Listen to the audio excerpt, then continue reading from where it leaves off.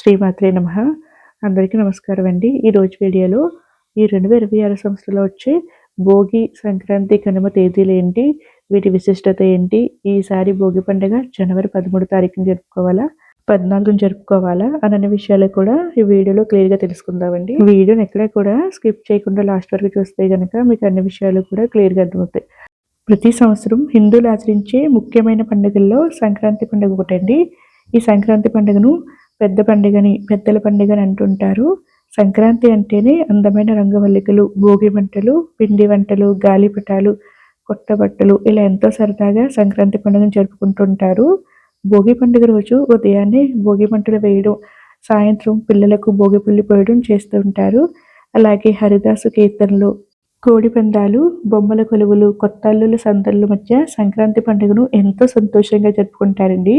సూర్యుడు ఆధీనంలో నిరంతరం తిరిగే కాలచక్రంలో సంవత్సరానికి 2 ఆయనాలైతే వస్తుంటాయండి. ఒకటి దక్షిణాయనం, మరొకటి ఉత్తరాయణం. సూర్యుడు మకర రాశిలోనికి ప్రవేశించే కాలాన్ని ఉత్తరాయణ పుణ్యకాలంగా పరిగణిస్తారు. మనకి జనవరి నెలలో సంక్రాంతి పండుగ సమయంలోనే ఉత్తరాయణం అనేది ప్రారంభమవుతుందండి. ఈ 2026 సంవత్సరంలో సంక్రాంతి, భోగి, కనుమ పండుగలు ఎప్పుడు వచ్చాయో, ఏ రోజు ఏ పండుగ జరుపుకోవాలో ఇప్పుడు తెలుసుకుందామండి. సంక్రాంతిలో మొదటి రోజైన భోగి పండుగ జనవరి 14 బుధవారం నాడు జరుపుకోవాలండి.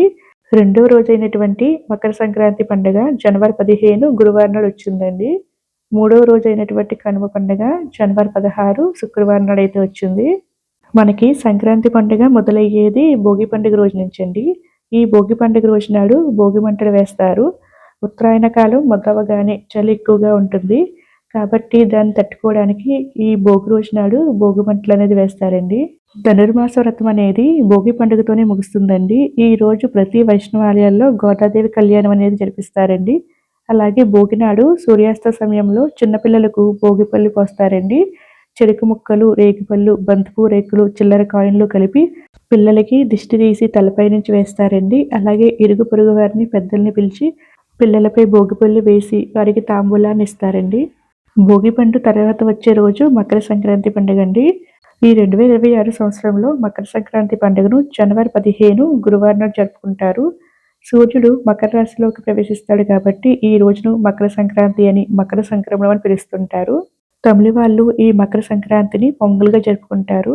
ఈ రోజు నుంచి మనకి ఉత్తరాయణ పుణ్యకాలం అనేది ప్రారంభమవుతుందండి. సూర్యుడు మకర రాశిలోకి ప్రవేశిస్తాడు. ఈ రోజున పొంగల్ని వండి సూర్యునికి నైవేద్యంగా పెడతారు. ఈ సాంప్రదాయం ఎక్కువగా తమిళ రాష్ట్రంలో ఎక్కువగా చేస్తుంటారండి. మనం సంవత్సరం మొత్తం ఎన్ని దాన ధర్మాలు చేసినా సరే ఈ మకర సంక్రాంతి రోజు నాడు తప్పకుండా గుమ్మడికాయను అనేది దానంగా ఇవ్వాలటండి. ఈ రోజు గుమ్మడికాయను దానం ఇవ్వడం వల్ల పితృదేవతలు సంతృప్తి చెంది మనకు సకల శుభాలు చేకూరుతాయని మన పెద్దలు చెప్తూ ఉంటారండి. సంక్రాంతి రోజు నాడు నువ్వులతో చేసిన ఆహారాన్ని ఏదో ఒక విధంగా తీసుకోవాలని చెప్తూ ఉంటారు. ఈ రోజు నువ్వులతో చేసిన పదార్థాన్ని తినడం వల్ల ఆరోగ్యం అనేది చేకూరుతుంది.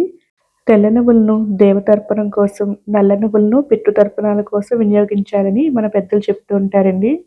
సంక్రాంతి పండుగలో చివరి రోజు జరుపుకునే పండుగ కనుమ పండుగ అండి. ఈ పండుగను మనం జనవరి 16వ తేదీ శుక్రవారం నాడు అయితే జరుపుకోనున్నాము.